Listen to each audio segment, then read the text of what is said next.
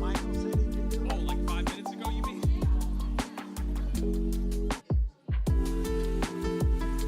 Michael already did it.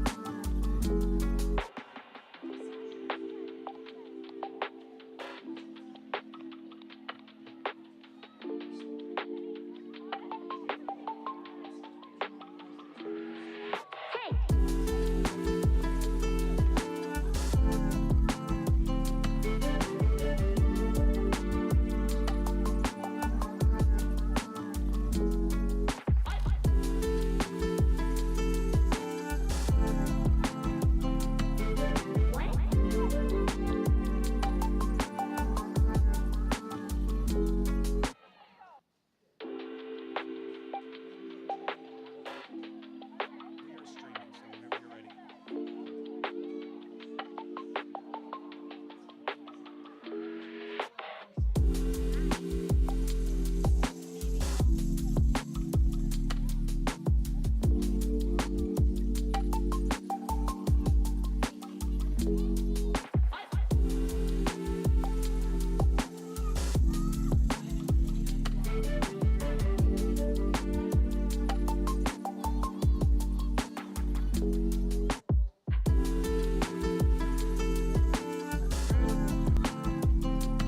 So it's 5 o'clock in Eastchester. And we advertised this meeting for 5 p.m. So welcome to everyone who is here, our board members, some of whom are here, members of the community, and members of our, excuse me, administrative team. The session will begin at 5 p.m. and will end promptly at 6:30. Chrissy, did you want to say a few words as the board vice president before we got started, or any of the other board members? Okay, we're good. So we have several of our board members here: Krista McCluskey, Chrissy Geegan, Sean Fellon. You're here. No, feel free to sit where you would like, Jill. And Jill is going to come up here. And we also have Louise Lynch, our assistant superintendent for business. And are there any PTA folk out there? PTA, Kyla Murphy, President-elect of the PTA Council. All right, Kyla is with us, and I want to thank the PTA for organizing this. They received all the questions, and you guys are attendees, the public, right? So I think we ought to begin. I want to thank the PTA for coordinating this event. They played a crucial role in collecting questions. These are not generated by board members, nor are they generated by district administrators. These line-by-line budget questions are generated through the PTA District Council and SEPTA and other groups that contributed to them, and I want to thank them publicly. The origins of this meeting began with a meeting we had with PTA. Well over 100 attended a Zoom meeting, and questions came up during the course of that meeting that were addressed to everyone's satisfaction, but as always, there were additional questions.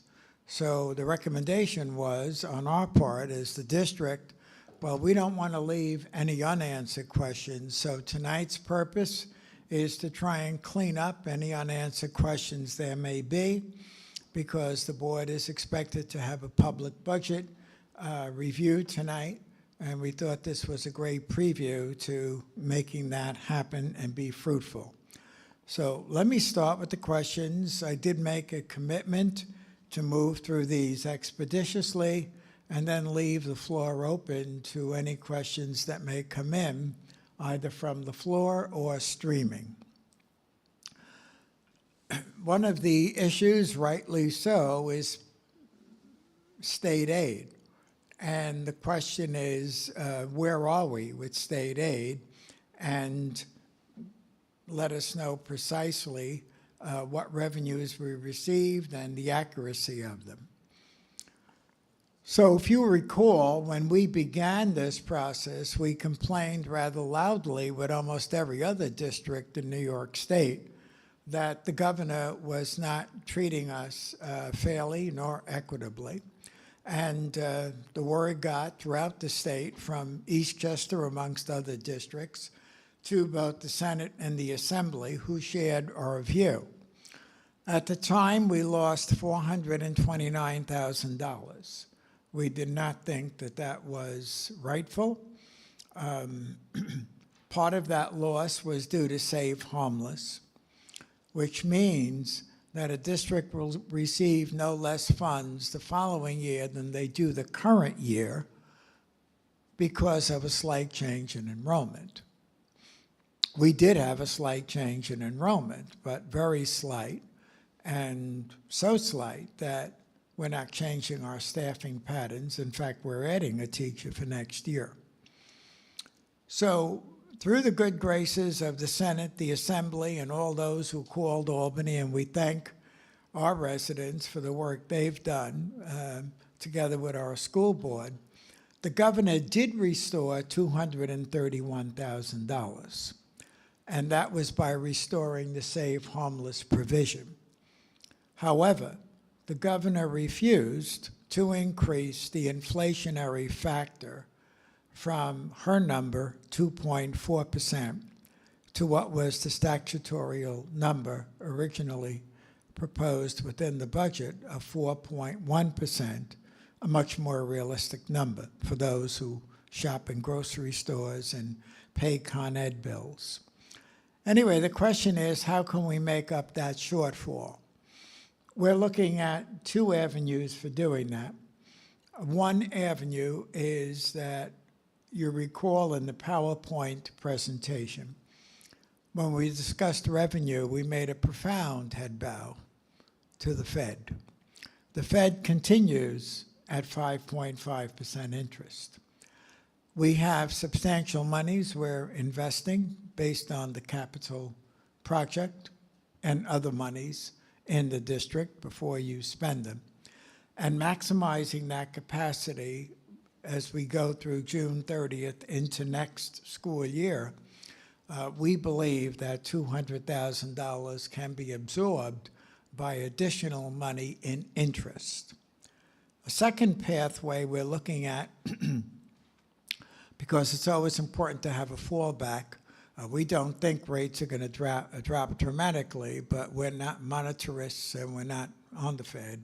So we suspect that we're going to hit our targets, which is $941,000 if you're looking at the revenue anticipated, or 900 and change. We normally get about 241,000 based on a 2% estimate of interest. This year, we're probably going to almost double the 900 that we're anticipating based on the 5.5% for the whole fiscal year. So let's assume even if we have higher rates through December, which takes us into next fiscal year, we think it's achievable to cut into that shortfall of 200,000. Second approach where we think we might get some additional aid, and I want to commend Louise on this, that there was some work done at Ann Hutchison for $1.6 million some years ago. And unfortunately, the prior administration, or fortunately for us, did not submit the paperwork. That paperwork was uncovered, is signed, is submitted, and that could generate an additional $200,000. So whether that materializes, and that's over a multi-year period, but I believe, Louise, the 200 is in the first year, could materialize. I'm waiting for the state to respond, but right. it's definitely forthcoming. Right. So there is a default option on the revenue end. Second question from Julie Gurdon. Across multiple lines, BOCES service costs increased significantly. What is the reason for this? Well, our board nor superintendent determine what BOCES can or cannot charge. As a matter of fact, if you add up all the BOCES costs throughout the entire budget, and the best way to get your arms around that is look for everything after the decimal that's 490.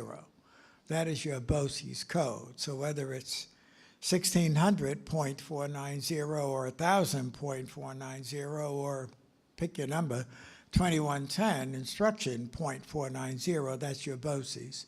If you add all of that up, and our finance department has done that, it's about 5% change, BOCES costs. Now, we're 3% budget to budget, but I'm not here to argue BOCES increases. I am here to say two things. Number one, this budget is confronting enormous uncontrollable costs. Con Ed, I believe, is in double digits. Health insurance is double digits. There are other areas, ERS is up double digits. So there are uncontrollable costs in the budget, but we must manage that even though we cannot control it. What I will say about BOCES is that when you do spend money with them, it is aidable depending on the service that you're purchasing. So, for example, we purchase a good deal of professional development through BOCES. Our aidability ratio is approximately 50%. So, for example, if we spend $10,000 on a consultant this year, we will get back $5,000 next year.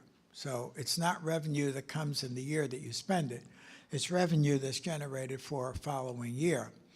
Now, that said, the BOCES costs, yes, are up on average 5%.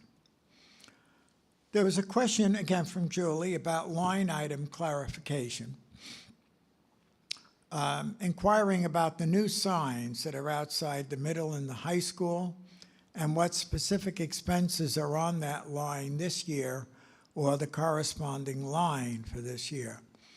Well, that particular line that we purchased those items from, specifically to signage, was the 1620.465 out of the 20, was that 22-23 or 23-24? End of 22. 23. So it was 22-23. $109,000 was expended there. And in terms of 24-25, the 1620.65 code doesn't contain any material increases that are worth noting, Louise. Correct. That is our basic code that we use for repairs or significant maintenance type fees.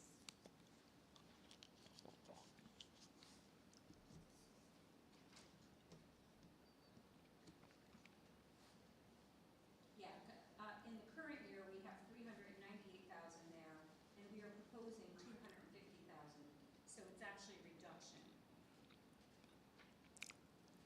In the 1624.65? Yes. So where does the 109,000 come from? That is. That's the 22-23. Was about the middle Got school it. and high school signs. Okay. Anything notable in next year's budget that you want to bring up in that 1624.65 code? I think I would respond with that is for things that we can't anticipate. Let's say that there's an HVAC unit or something that requires repair beyond what our department can do. It's for such emergencies like that. Okay. Anything in terms of athletic investments or signage out on the fields? I guess I'll use an example. Thank you. Thanks. I would use an example. If we bring somebody in to do aeration of our fields or something like that, that would be a code it would be charged to. Any kind of maintenance district-wide in any of our buildings or to our grounds or to district office. Okay, good. Thank you. You're welcome. Again, from Julie, last year the budget included the elimination of the Assistant Superintendent for Curriculum. It was not called out in any documentation communicated to the public before the vote. What, if any, teacher, staff, or administration roles are being eliminated from this budget and why? Well, let me address last year before I talk about this year.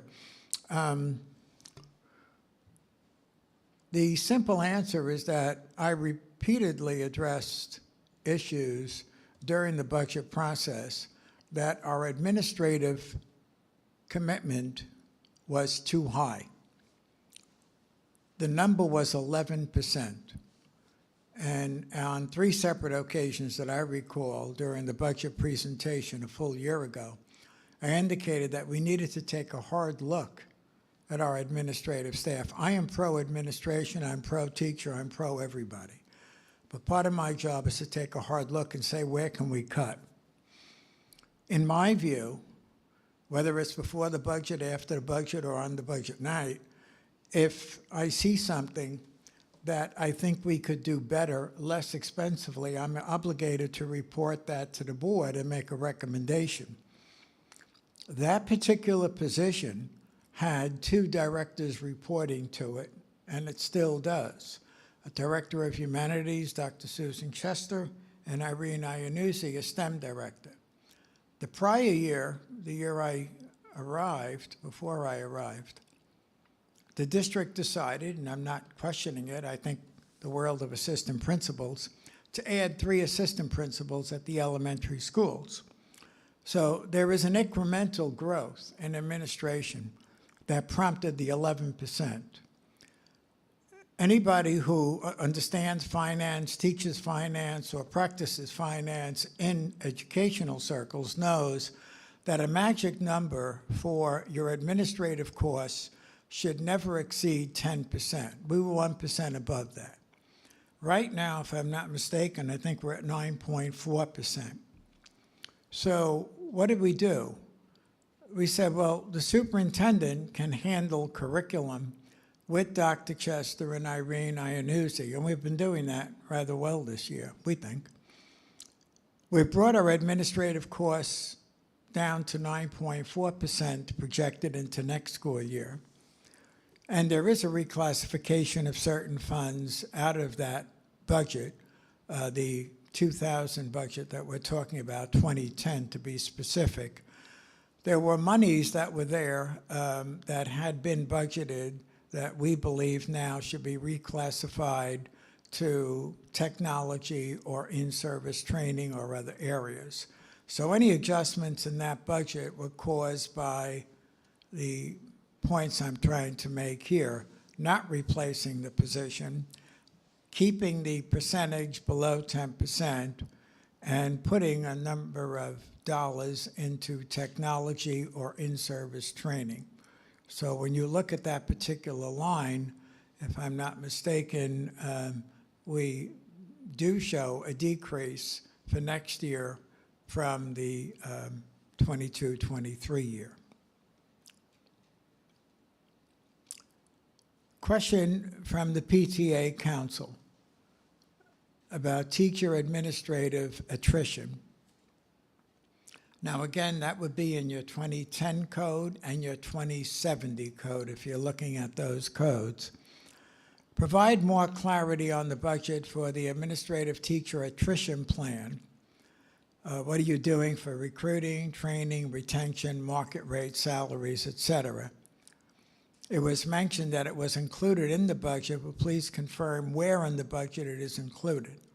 So this is really a multi-layered question.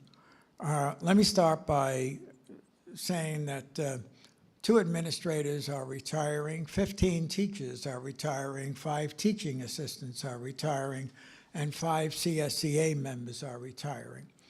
So that offers the district a unique opportunity not only to bring in new hires, but to do a certain amount of recruiting, training, et cetera.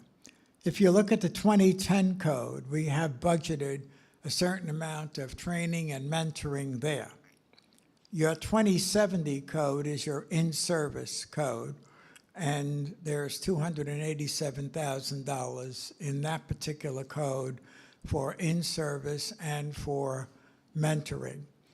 We do have contractually teacher mentors. It's a 2-year program. So we pay a teacher who is a seasoned veteran 1 year minimally, and perhaps the second year, depending on whether the novice teacher would like that second year. So that's a mentoring program, in fact, that Dr. Chester and Mrs. Iannuzzi run. We also have a good deal of money in BOCES in multiple codes for professional development and that aidability factor of 50% that I mentioned earlier. So net, I think we're well leveraged to provide the professional development that we need. I have proposed to the Board of Education, and I think I mentioned this at the PTA Council meeting that we had, the Zoom meeting, that I would like to see training for our new administrative team. We're going to have 2 administrators at Waverly, 2 at Ann Hutch, 1 at Greenvale, and then, of course, our secondary administrators, the principal, assistant principal at each of the 2 secondary schools. So when you add that all up, we're talking about a substantial number of people. I've authorized a group who are seasoned veterans, Madeline LeBeau, Joanna Napolitano, Susan Chester, Minnie Iannuzzi. I will be working with them to provide mentoring and training starting this summer for all newly hired administrators, ranging from the most simplistic, where are the lavatories in each school? Let's walk through the schools and be sure we know how many floors and so forth, to what about the blue form? Well, what's the blue form? Well, that's for school monitors, or the white form is for whomever, and what is the protocol of the district for these respective forms, et cetera. So there's a great deal of work we're planning for this summer and an administrative workshop in August that will allow our new administrative team to be mentored. Now, the best mentoring is to be here for a year or 2 and get to know what's going on. But if they are given materials that allow them to understand the necessary recruiting, training protocols, then I think you're going to have a more seasoned administration, because we are hiring experienced administrators. It's just getting to know Eastchester. Now, a word or 2 about market rate salaries. We experienced this big time with the nurses. I think everyone in this community knows that we lost a number of nurses because we just simply were not paying them enough. And even if we went to the top step of the scale, we still couldn't pay them enough. Trained RNs with experience are commanding 6 figures, period. We upped our ante by $15,000 through collective bargaining and the support of the Board of Education. We now have a nurse in every school, and we have people applying for nursing positions. So the market rate does make a difference. We do not have the market rate for our administrators.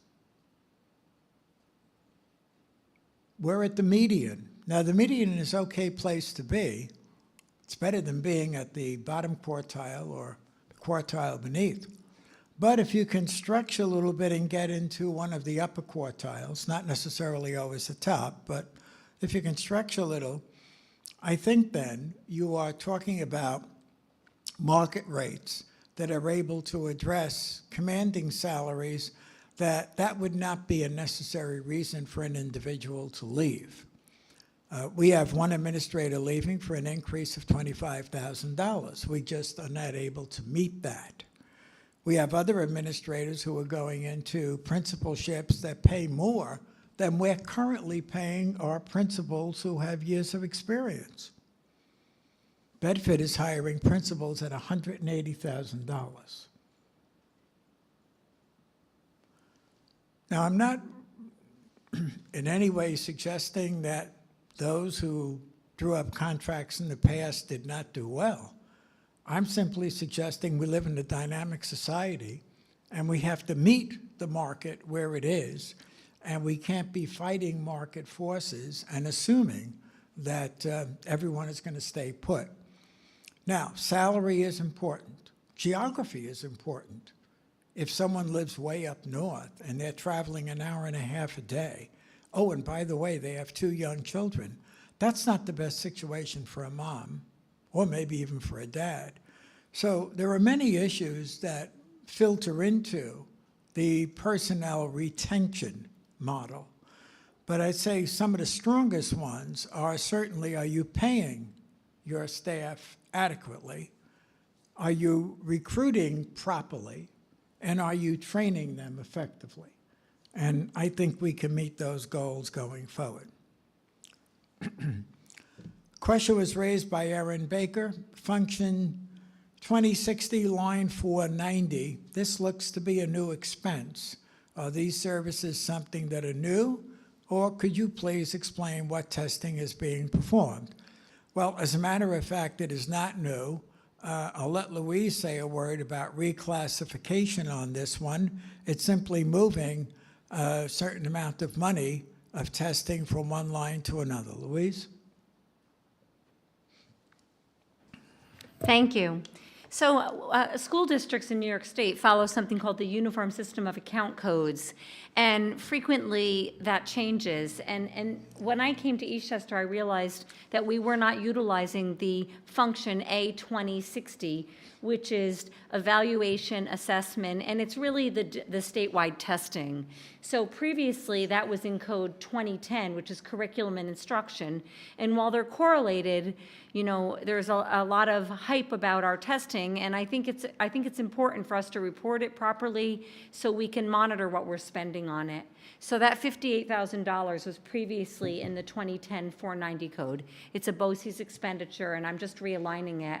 And if you look closely at the budget, you'll also see that we took security out of operations and maintenance and moved it from 1620 to 1622. The state also did that, made that change. So I guess a fresh mind is just putting things where I think the state really wants them. And it's nice because we can easily identify what we're spending on that. Thank you. Thank you. And that $58,000 is for testing and scoring that's done at BOCES, the local regional centers, and by the state for all of our state-required tests. Our Regents exams, our grades 3 to 8, ELA and math exams, our TESOL tests, et cetera, ENL. Another question from the PTA Council on 2110. It appears to have a formula error in the percent column for objects 150 and 160. Can we confirm the numbers are correct? Well, kudos. You're right. There is a formula error. But the good news is that the dollars are correct. So when you see 0% or 100%, that ain't right.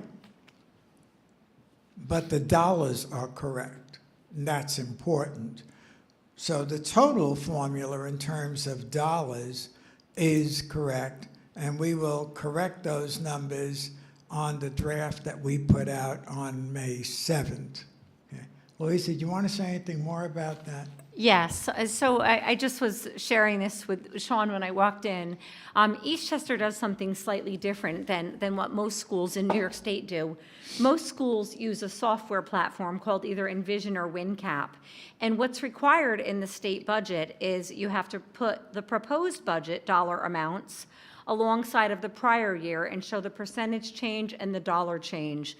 But what Eastchester does, and I have to say I actually like the tool, is they download it and they dump it into Excel, which requires a lot of manual manipulation. So as Dr. Valente said, there were a couple of formula errors that were in the microscopic data, but not in totals. But I do appreciate it, and it's helpful to know that people really are taking a close look, because you know, we're all human.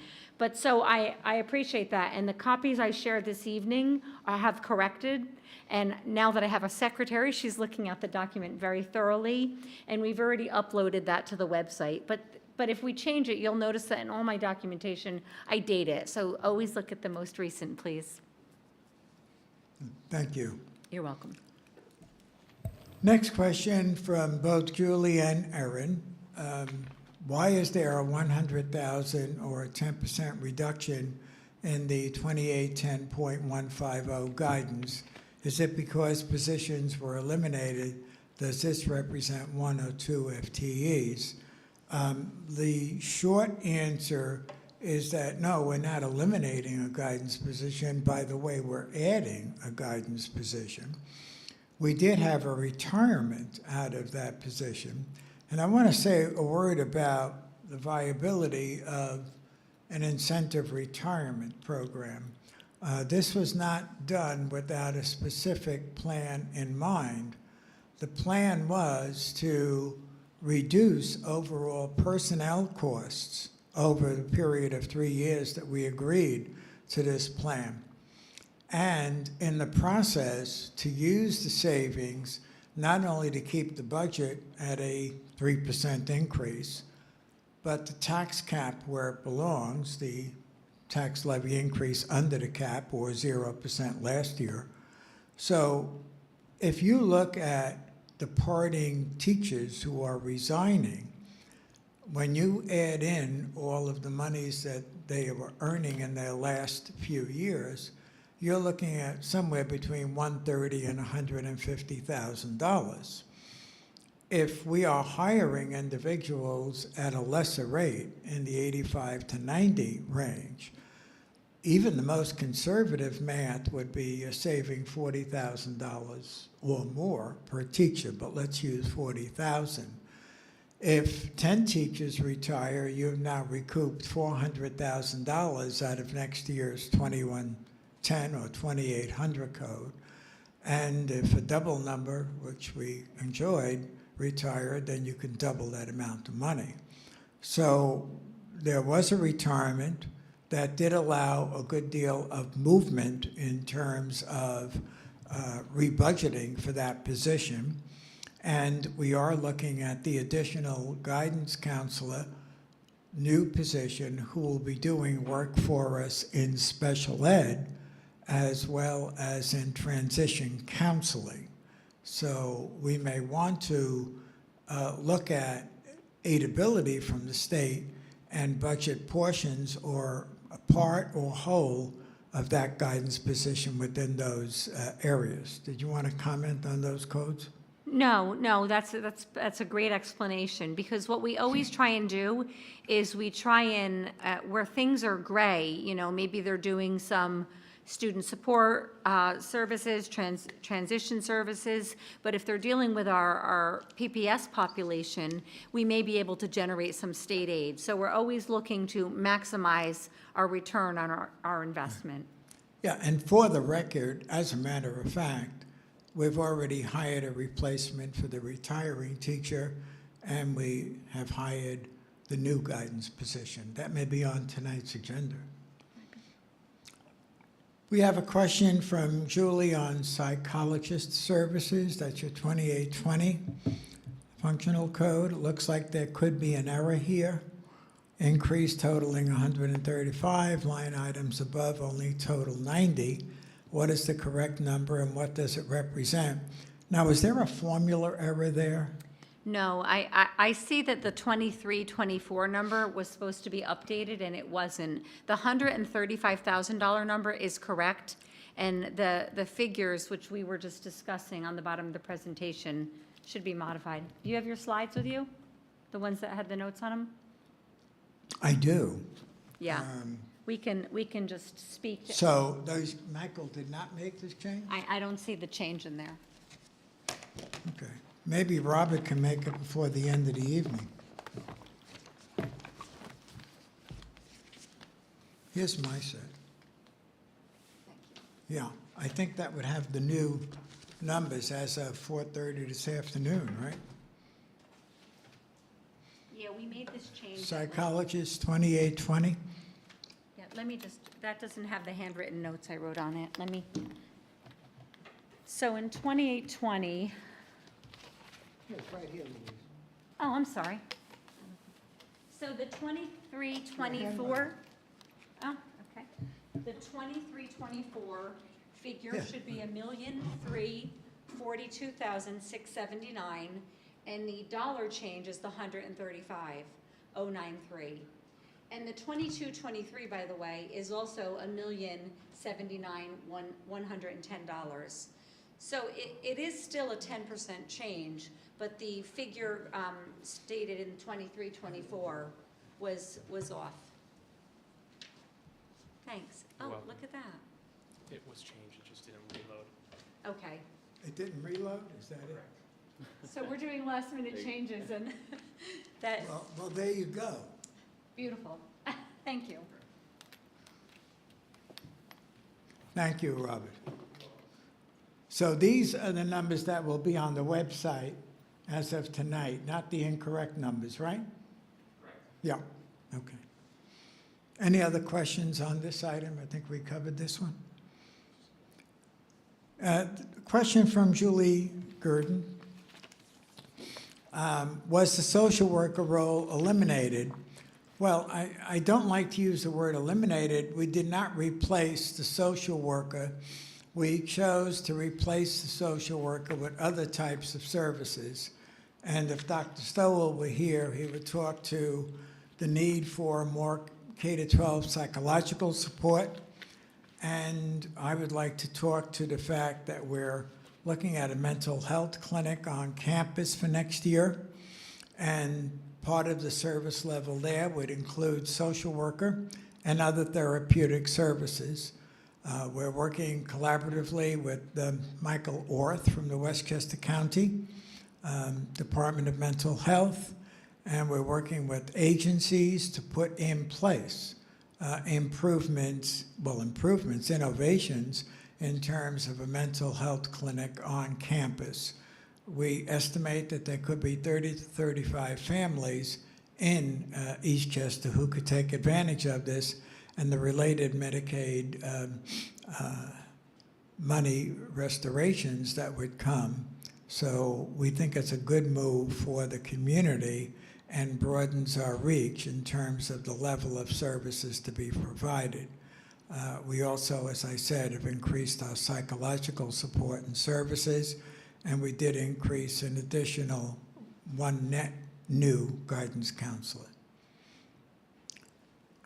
Question came up from Julie. Parents have advocated fiercely for reinstatement of the $450,000 state support our school lost. Well, it wasn't exactly 450, but it was over 400.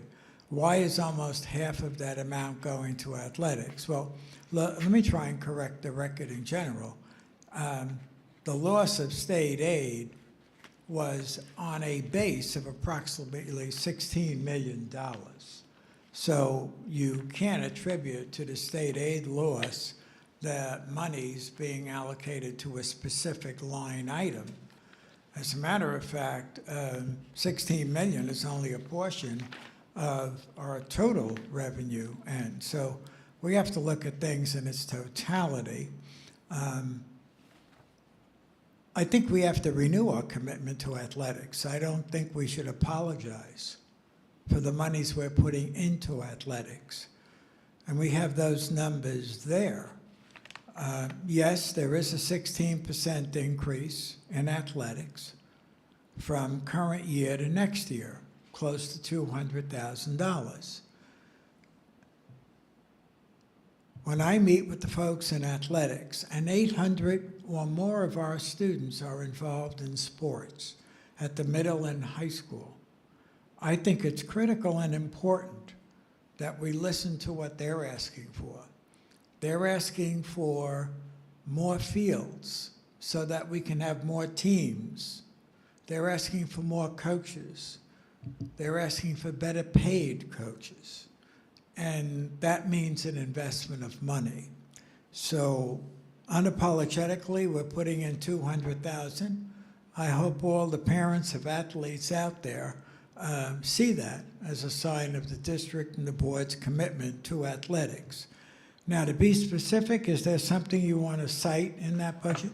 Yeah, I think it's relevant, you know, when people develop budgets, they're looking at expenditure trends, and, you know, you start with a baseline or zero-based budgeting, and you talk about what's not going to reoccur and what's going to change. And Eastchester, along with every other school district, went through COVID, where athletics really dropped and declined, and the subsequent year's budget, I'm going to say, you know, I have the foresight now to look back and say it was underdeveloped. But we didn't know, you know, our athletes, we stopped sending them, they stopped competing. There was a lot less utilization. And as we all know now, and we're all happy to be here to be enjoying this, people are really back at it and a lot harder, and they're having opportunities. And I'm going to call it recalibrating our budget line. So in 23-24, that $1.2 million, I think that was slightly underdeveloped based on what we were doing. And we're looking at expanding opportunities for children, and we should be celebrating how well the children are doing, but it costs more. So I think I've taken a fresh look at that and really said, we need a real budget. You know, a budget that's going to meet the needs. We're not going to be doing budget transfers throughout, and we want a budget that supports the program. But so I think that's reflective of all of that. You want to point to some of the things in that athletic budget that the PE staff and ADs have asked for? Sure, I believe that they've asked for 3 new teams, and that will mean 3 new stipends. It will Correct. mean transportation for those teams, uniforms, supplies. As you know, referees or the people that are paid to do scorekeeping. So all of those types of things are wrapped up in those fees. Now, we keep talking about, you know, efficiencies and how do we get a return on our investment. Frequently, when we have referees, those are BOCES costs. So there is a return on the investment, but it's the year that follows. So as you know, revenue is one side and expenditures are the other, and they need to balance. So in your initial year, you know, it costs you a little bit more before you get that return on the investment. In the 1600 code, are you doing any work on our gyms or training areas? Some money, I believe, has been budgeted for upgrades there. I believe there is something in the capital project, and I believe there's also some general maintenance. And I keep using the aerating the fields and cleaning our gym floors and resurfacing them and basic maintenance to protect our assets. But that would be in the 1620 code. Right, and the teams that Louise referenced for basketball, we want new basketball girls and boys for 8th graders and some potential 9th graders. Yes, and while we're on this topic, I know this is going to be a slide, but transportation, we have contract transportation, and so we're transporting our teams, and again, if they're doing really well, we might be going further away for them to compete. So you'll see that same philosophy apply to the 5540-438, which is the transportation. Thank you. Okay, good, so why don't we go there? Here's a question from PTA Council. Basically, can you update the budget PowerPoint to be footnoted with the information from tonight? And the answer is yes, and we will do it as a result of this meeting with the relevant line item codes. So I think what we're being asked, correct me if I'm wrong, is that on the PowerPoint that I presented, could we show, for example, under technology, what are the technology codes that are supporting that? That's exactly what you asked. Yeah, got it. Okay. Or the increase of enrollment at Waverly, what is the budget cost supporting that? Okay. And we could arrange to do that within this week, right? Yes, we will try and use, and I'm going to use the state's words, the function. It's that 4-digit code that we're going to keep using because it allows you to kind of correlate it to what it is that we're talking about. Okay. So let me move on to the next question. Please provide, PTA Council asked this, clarity on the drivers for the guidance and science items. The presentation talks about increases, but the line items appear down. would like to better understand the numbers. Well, I believe the question is really about the increases we talked about in Algebra R. We made some additions this year for additional support to students. We've increased the percentage of youngsters in Algebra R from 40 to 70%.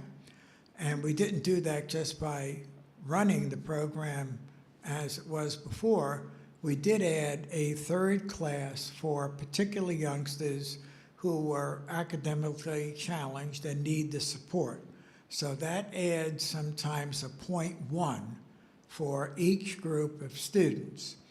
We provided that 0.1, I believe, to the degree of 3 sections, so that would be 0.3 this year with Algebra R. We intend to continue that next year. Next year, we want to expand to science, and in reviewing the sciences, originally we talked about earth science, but that curriculum is now under evaluation by the state, and the state is seeing that more as an upper level science, maybe at the 10th or 11th grade. And the reading level is higher than what we would like for our 8th graders. So we might be looking at biology, or what has been called living environment. But either way, there will be a science. So let's say it is biology. Again, that's currently running with the earth science at about 40%. We'd like to move the needle to the 70% on average range. So that would mean some additional 0.1s. Also, under the law of dynamics, when you move A, you not only move B, but now you move C. Geometry next year for students who have completed Algebra R, who want to continue in the more rigorous Regents courses, that will require additional points. So we do that in one of 2 ways.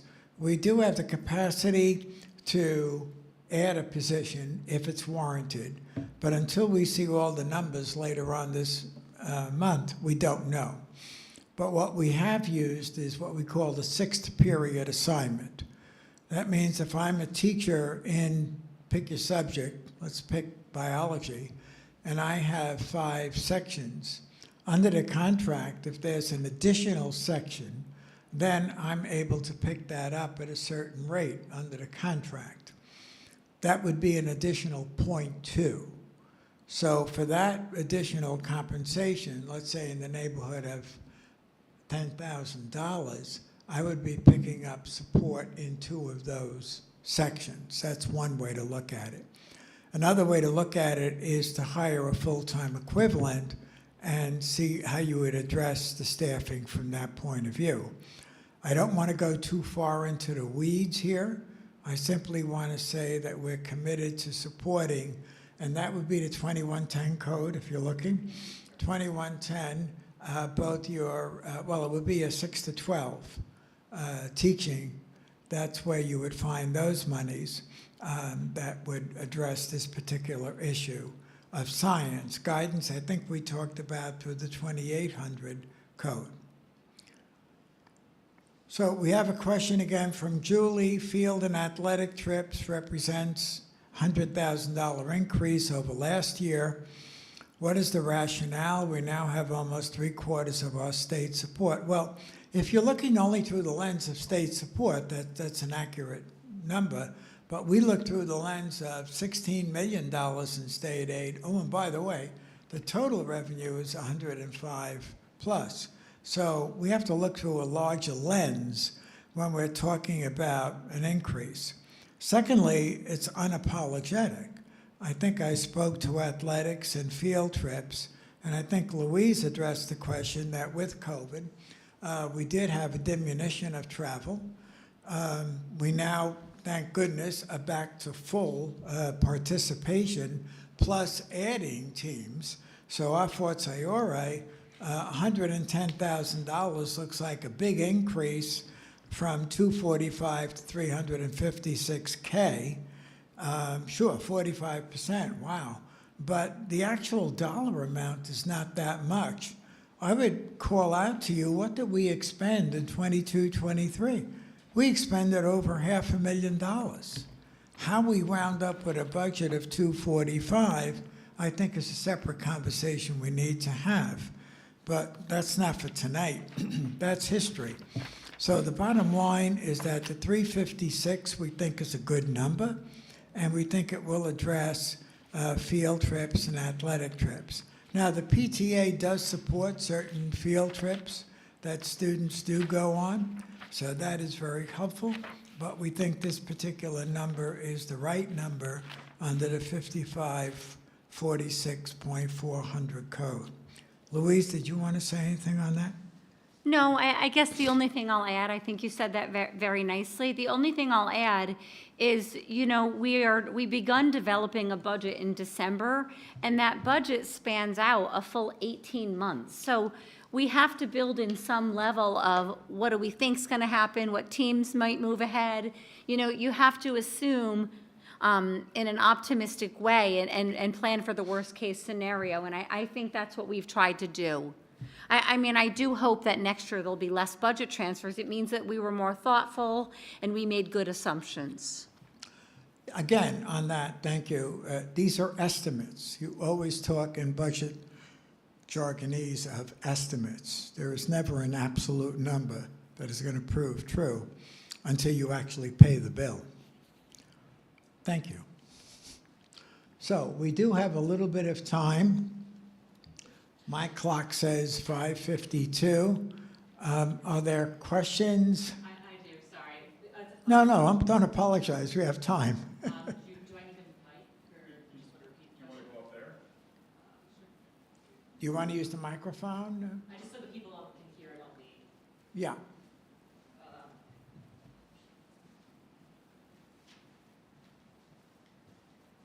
Hi, for those on camera, Kyla Murphy, President-elect of the PTA Council.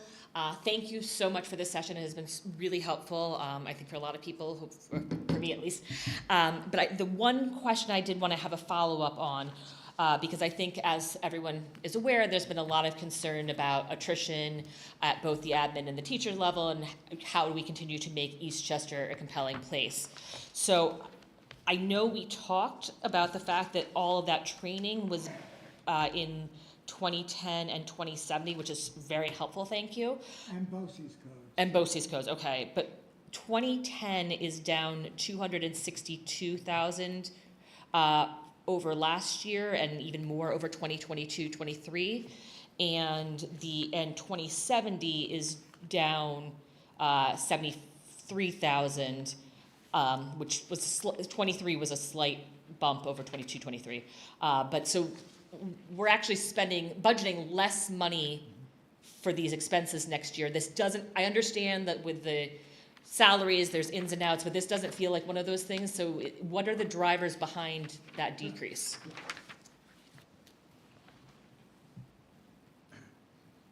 So let me start with 2010.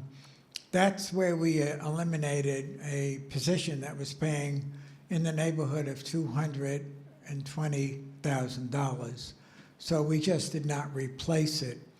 In terms of the specific question, professional development, we have access to monies within that code that we use for teacher training and administrative training. We also go to BOCES. It was mentioned that there's a 5% increase in the BOCES codes overall.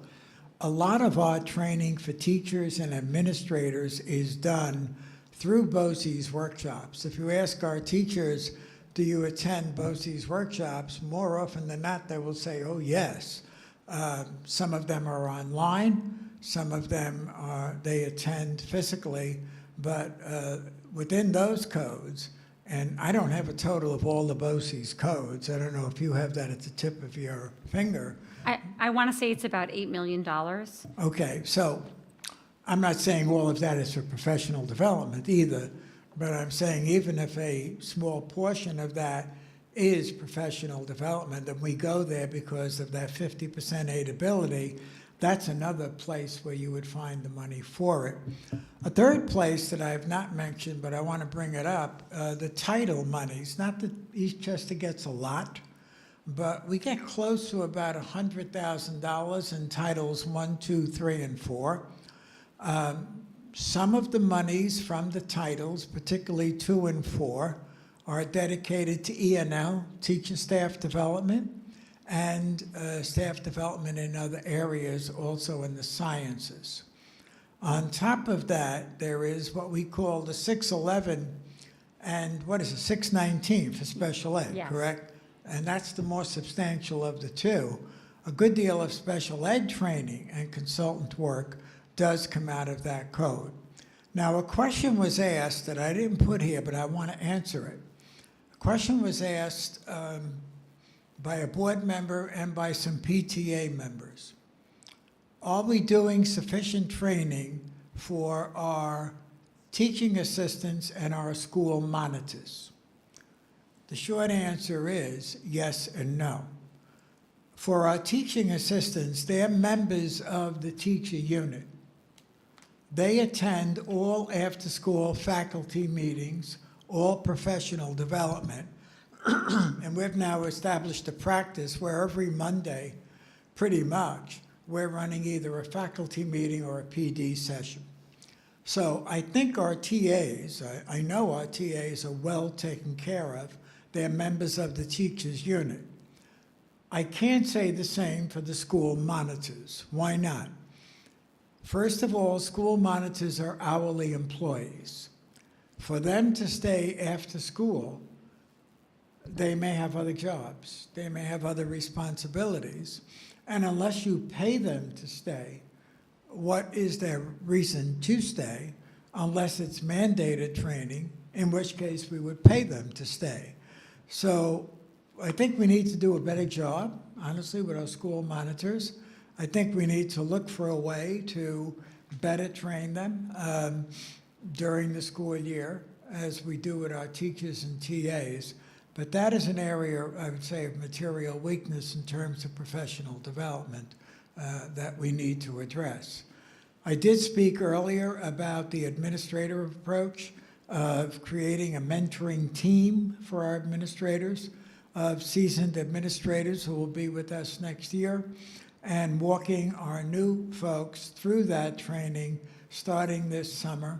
We have a retreat day for all administrators at the end of August, and then we're going to have regular training for them during the regular academic year. In terms of the replacement, were you asking a question about what is our replacement timeline for the administrators or not? No, I think you covered You that. saw that at the PT Council, right? So did I answer your other question then? Yes, you Yeah, did.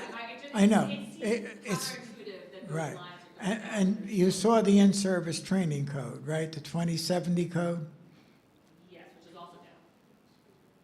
That is down, yes, but some of those monies were moved to the 2630 code.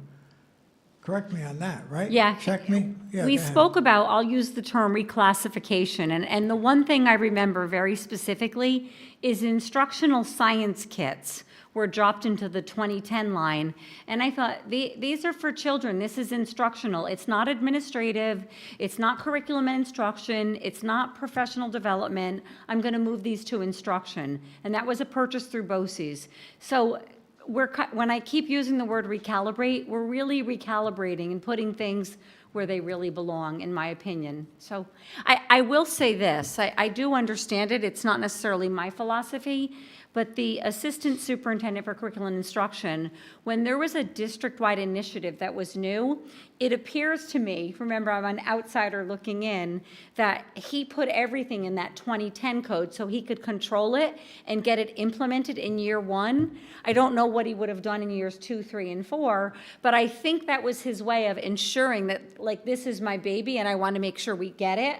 So I have now moved those things to, they're no longer new, they're ordinary, and we want them where they belong. But this is kind of a recalibration again. And it also increases aidability with the It state. does. If you put certain things in the right code, then you're eligible for aidability. Likewise, this new guidance counselor we'll get more aid if we put it into a certain code that would generate that. You want to explain? Yeah, that? yes, we're evaluating, since that new transition guidance counselor will be largely responsible for our PPS population, we're evaluating if there is excess cost aid. It's one of the myriad of multiple aids, if it will expand on that, and we're gonna try and explore that option.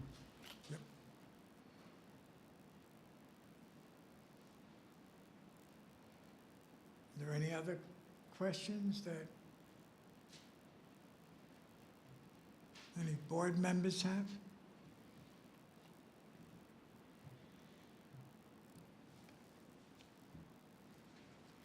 Well, I don't like a meeting to go any longer than it needs to be. You know me. And we do have an executive session in a little while. Are there any general questions about the budget that the board or community has? Robert, do people who are watching this live have a way to send in questions? No, public comment is turned off. So they can't call in a question? Correct. I mean, they can call a friend. You can what? They can call a friend. Why don't we just leave this as if there's any further questions, people reach out to the district and we continue to answer and provide as much transparency as we can so that people are informed. Yes, we did put out an email number. I wonder if any questions ever came there. Michael? Robert, do you know if any questions came to our email number that we publicized? Budget questions? No. Lori, no. All right, well, we're open to questions right up to May 21st. Certainly, we're here to explain the budget. We believe in the budget. Please read our superintendent's messages each week. We have 5 reasons to support the budget. The first one is we think we treat the taxpayer fairly with the 3% budget-to-budget increase, staying below the tax cap, and the fact that when you look at our numbers compared to our neighbors, we're pretty much holding our costs down while improving program. Second reason are the elementary programs that we're looking at, the FLES expansion, grades 2 to 5, Greenvale and Ann Hutch, hiring an additional teacher for the Waverly enrollment, our investment in TWR writing program, that's a $100,000 investment, K to 12, that we're going to be training all of our teachers, and we've trained a number of them last year. At the secondary level, I think we mentioned the increase in the not only algebra, but now science regions and the impact on geometry regions. The opportunities we'd like to increase in advanced placement, which is not necessarily an additional course. We want to get more kids into the current AP courses. The only one AP course that we're looking at that would be new, if we get a sufficient registration, is AP Art. We're looking at that as an option. And that would be the second and third reasons, elementary and secondary. The fourth reason gets to TWR that I mentioned, district-wide in technology. We're making a huge investment in technology. We'd like to spend some money that is left over this year, fingers crossed, by June 30th. And we also would like to continue to spend money next year with an investment of $347,000 that will buy us all new technology effective September 1st, K to 12, and also begin to get us results in terms of the network infrastructure. And the last reason for supporting the budget is that our capital project is moving into phase 3, if I'm counting correctly. And there is an increase, if you look at debt service, that has to be funded through this budget. So supporting this budget would allow us to continue, what is that, about $1 million more in your 9,000 code? So, yes. Explain the debt service increase, yeah. Yeah, I mean, several years ago, Eastchester voted on a Right. $75 million capital I'm gonna just do some simple math, if each year we do about $15 million of that, at the culmination of that, we'll do a long-term borrowing. We hope the interest rates drop by that point, because we don't want to borrow now. But so what we are doing is we're doing short-term borrowings, but we do have to pay the interest, and at some point we'll need to make some premium payments. But so we're trying to maximize our opportunity there. But the voters of Eastchester supported that, so now it automatically hits the budget as we're spending it. Much like if you were to build a new home, you get a small building loan, and then you need a little bit more after you've spent it. But so that is ongoing. Thank you, Louise. If you want to look at the exact code, I think we're in the 9,000 neighborhood, right? Yes, it's 9,700. Correct. And I just wanted the public to know what that increase is over last year. So if I look at the total for 9,700, last year it was 4.4 million, 485,000, so 4.485351, and this year it's 5.3 million. So it's, that's a significant increase. We got about $850,000, $900,000 there. If rates go up further, does that increase next year? Well, first let me answer the question. So if last year we borrowed 15 million and we're just paying interest on 15 million, and now we're borrowing 30 million because we got our new 15 million, that's really what you're seeing there. The interest on the increase along with, combined with an interest rate hike. That's the 9785. I'm looking at the total all the 9,700s. Yeah, total. Yes. 5.3 is the new number, and it's an increase from 4.4. So that's over $500,000 increase. Yeah, it's close to $1 million. Right. And, some folks think that, well, we approved the bond, didn't that pay for it? No, all you did was authorize the district to go out and borrow each year, as you've explained. So that's an additional $500,000 that we're supporting through this budget. So to ratchet back, that's the fifth reason for why we believe this is a reasonable and supportable budget. Thank you. Okay. Yeah, the last thing I'll say is at some point, when we close out that work and those projects are complete, we'll start to get building aid on it, and that will increase our state aid. So eventually, it'll come back to us and minimize the expense. Right. So, one last call. Are there any questions? I hope this accomplished the goals that we had set for. And if there are any other questions, just email us and we'd be happy to respond. Thank you and have a good evening. And if you'd like to join us, the board meeting will start at 7:30. Thank you.